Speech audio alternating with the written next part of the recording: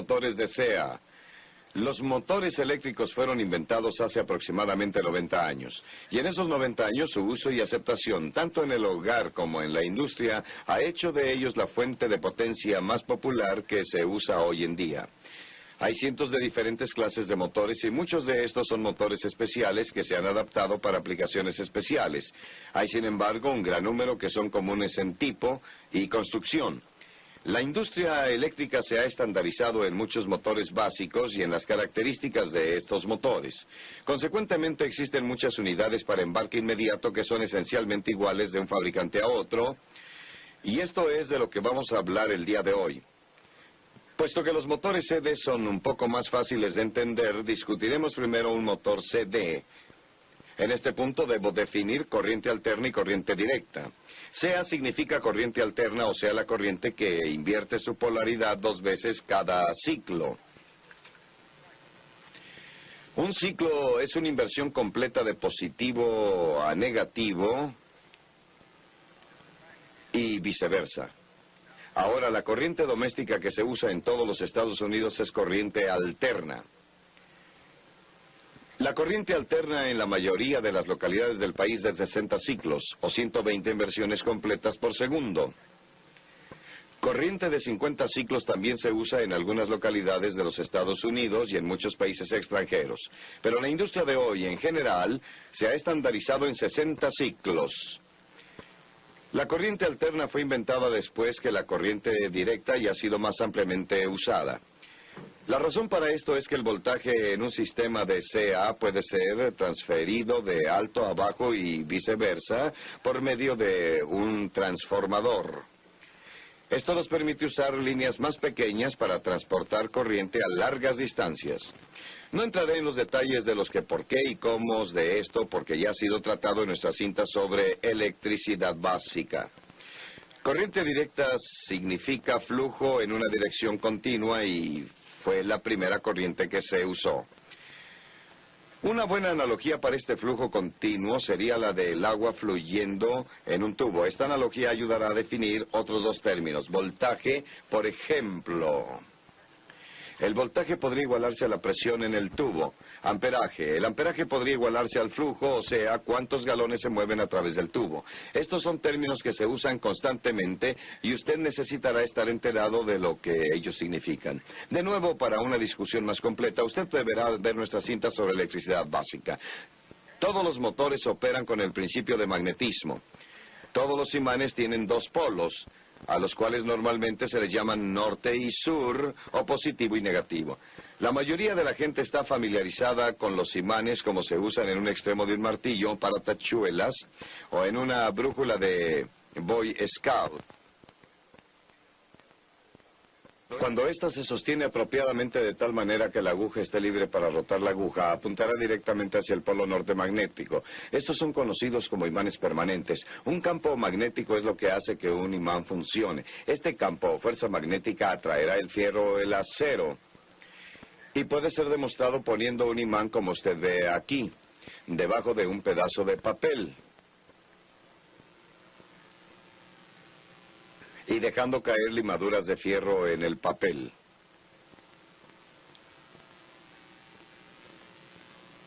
Observe usted cómo el imán causa que las limaduras se alineen a lo largo de las líneas magnéticas de fuerza.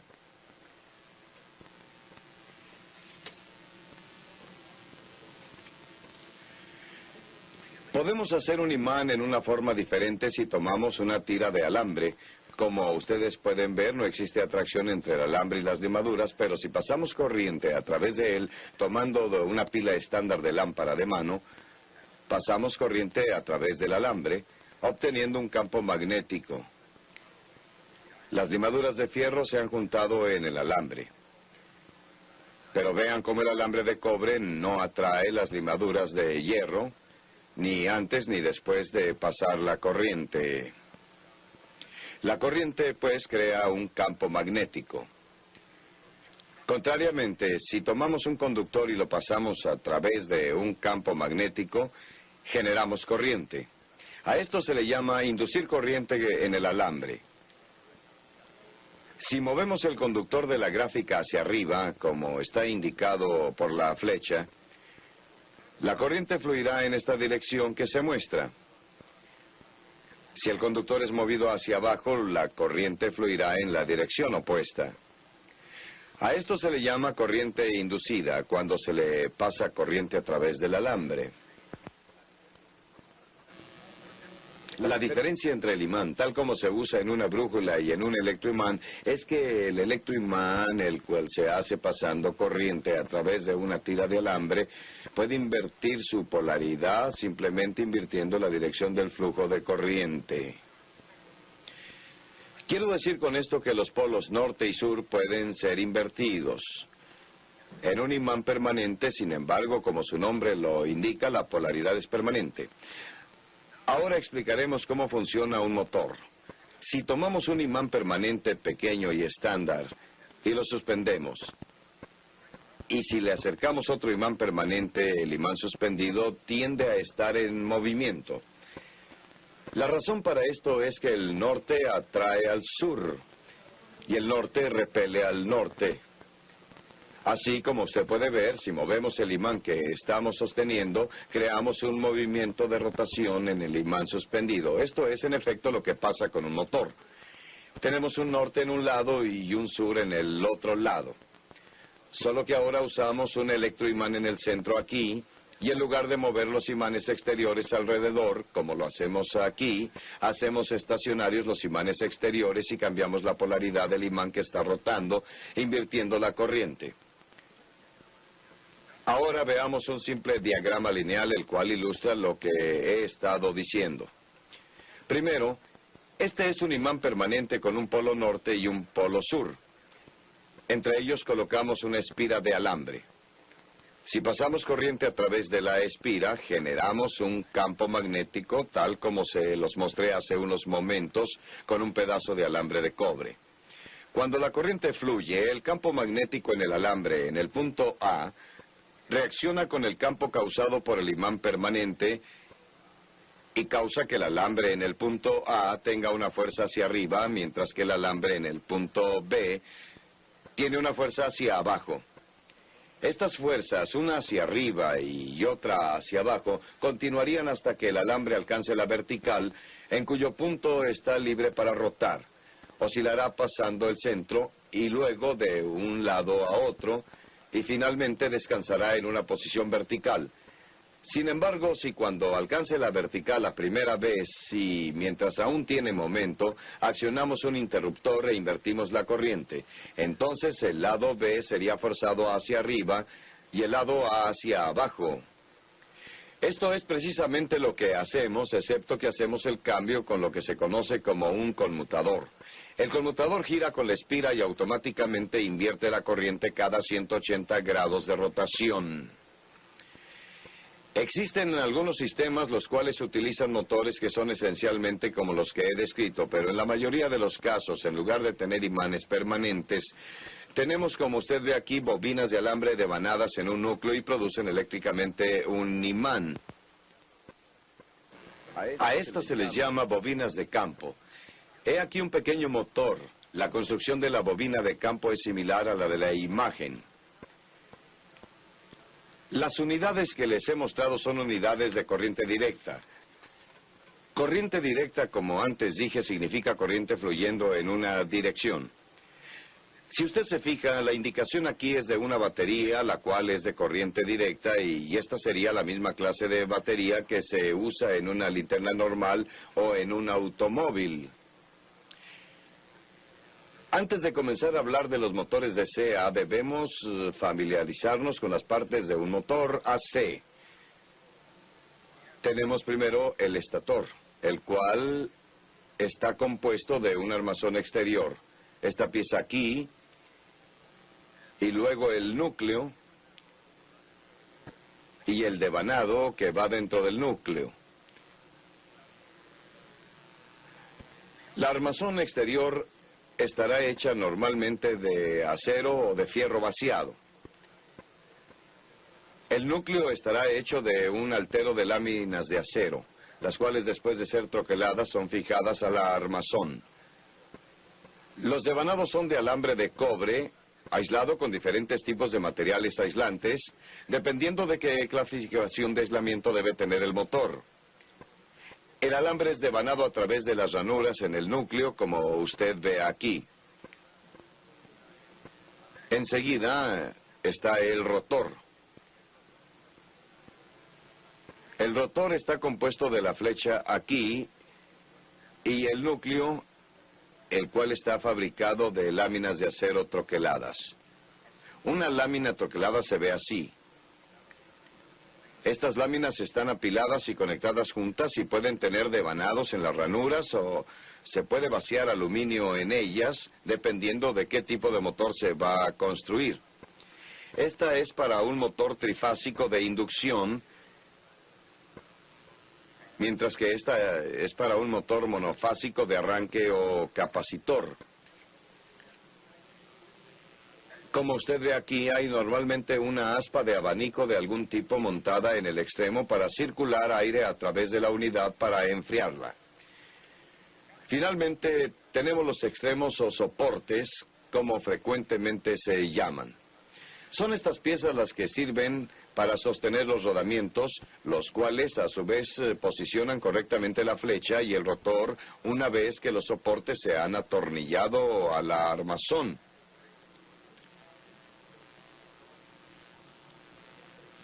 Rodamientos de bola son los más frecuentemente usados. Sin embargo, chumaceros de magnito pueden ser usadas donde el ruido o la vibración puede ser un problema. Cuando se dan las especificaciones de un motor, existe un cierto número de cosas que deben ser consideradas. Primero, el tipo de motor, si es DCA o DSD. Si DCA, puede ser un motor de inducción o embobinado sincrónico, o posiblemente de algún otro tipo. Segundo, ¿es un motor monofásico o trifásico? Si es monofásico, es de arranque o capacitor, fase dividida, inducción, repulsión o algún otro. Si es trifásico, es de inducción, de rotor devanado o sincrónico. Tercero, ¿cuántos caballos de fuerza se requieren? Cuarto, ¿qué velocidad? Las velocidades normales son 3.500 revoluciones por minuto, 1.750, 1.175 y 890. ¿Puede ser de velocidad múltiple? Si es de más de una velocidad, ¿es de par constante o par variable? Número 5. ¿Qué voltaje? Si la unidad es monofásica, normalmente será de 115 o 230 volts.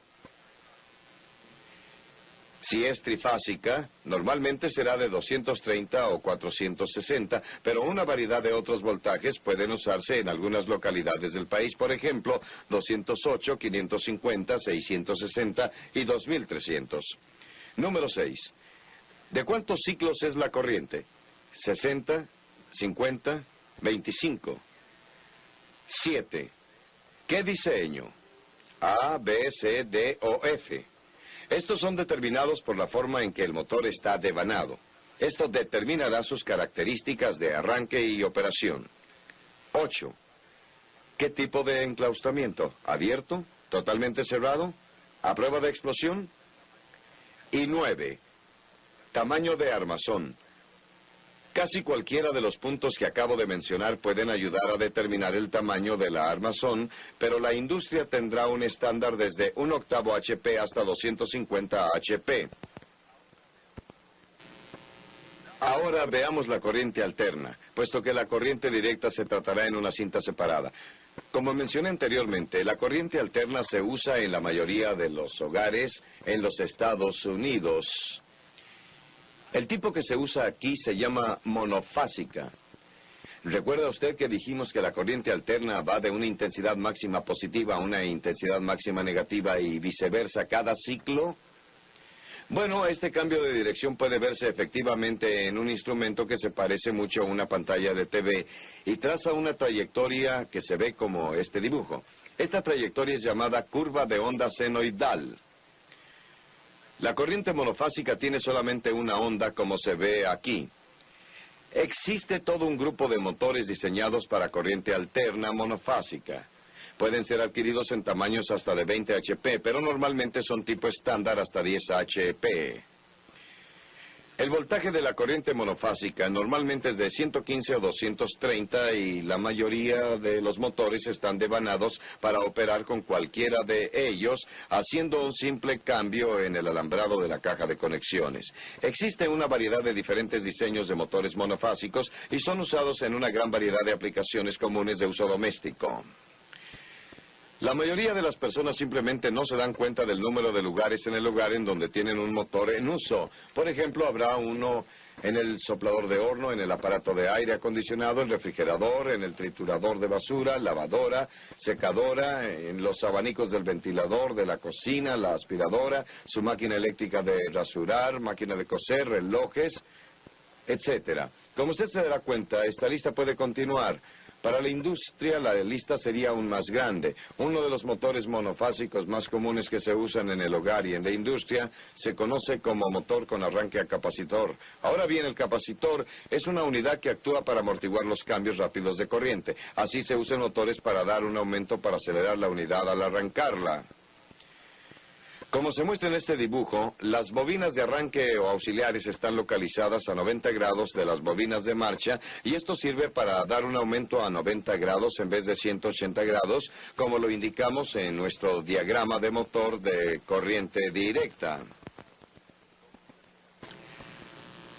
Como usted puede ver, tiene un capacitor montado sobre la unidad, como normalmente se usa, y esto sirve usualmente como medio de identificación. Esta unidad en particular es un motor abierto. El término motor abierto significa que el aire puede fluir a través de la unidad.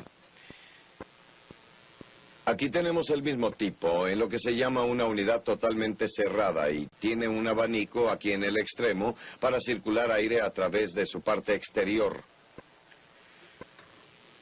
Como usted puede ver en la ilustración, este es el devanado principal del motor. Aquí está el rotor y aquí el devanado de arranque. Aquí está el capacitor. El capacitor se usa solo para la porción de arranque del ciclo, que puede ser solo 3 segundos cada vez que la unidad se arranca. El rotor se hace girar entonces. El devanado de arranque está a 90 grados respecto al devanado principal y el interruptor centrífugo aquí opera para desconectar el devanado de arranque una vez que el motor llega al 80% de su velocidad. El devanado sigue allí, pero se le desconecta del circuito. En este punto puedo explicarles una palabra que se ha usado en cintas previas y que utilizaremos al hablar de motores. La palabra es par. Par es la cantidad de torsión que esta flecha puede producir. Normalmente se mide en pie libras. Si tomamos una llave y para fines de nuestro ejemplo asumimos que no tiene peso y si la montamos aquí y la hacemos sobresalir un pie y tomamos un peso de 1 libra y lo ponemos en el extremo de la llave, esto nos daría 1 libra pie de par. El par da una idea de fuerza. Esta unidad en particular es de media caballo de fuerza a 1750 revoluciones por minuto. Producirá cerca de 1,5 pie libras de par continuamente. De nuevo, par es cuenta fuerza en términos de torsión. Tiene una flecha. Una buena regla general es que a 1750 RPM, 3 pie libras son equivalentes a 1 HP. Si usted desea convertir esto a pulgada libras, multiplique por 12. En otras palabras, 36 pulgadas libras a 1750 RPM serán aproximadamente 1 HP. Para pasar de pulgadas libras a pie libras se divide entre 12. Un motor de inducción-repulsión es otro tipo de motor monofásico, pero para pares de arranque mayores que los de la unidad de capacitor, aunque la unidad de capacitor es principalmente el motor de uso general en el campo de monofásicos, hay algunas cargas que le son difíciles de arrancar. El motor de repulsión-inducción desarrolla un par de arranque muy alto, ya que tiene sus devanados en una forma muy similar a los de un motor de CD. Si no se controlara esta unidad, muy pronto se desbocaría. Así que hay un arreglo centrífugo que pone en corto las bobinas del rotor una vez que la unidad sube a velocidad y le permite correr como un motor de inducción. Un motor de inducción será explicado en la parte 2 de motores de CA. Otro tipo de motor monofásico conocido como motor universal se usa en rasuradoras, licuadoras, taladros de mano como este, máquinas de coser, aspiradoras o en otras unidades donde frecuentemente queremos variar la velocidad. Este es un taladro de velocidad variable. Este es un motor relativamente común y está embobinado casi igual que el dibujo CD. Como el nombre universal indica, funcionará igualmente bien con CA o CD. Igualmente, estas unidades pueden ser fabricadas para operar a muy altas velocidades en el rango de 35.000 RPM. Finalmente está el motor de fase dividida. Aquí de nuevo tenemos devanados auxiliares o de arranque, los cuales se eliminan del circuito con un interruptor centrífugo cuando la unidad llega a velocidad. Notará usted que el dibujo es igual al que teníamos para el de arranque a capacitor, excepto que no hay capacitor. De todas las unidades hasta ahora discutidas, esta es la que menos par de arranque tiene. Este tipo de unidad,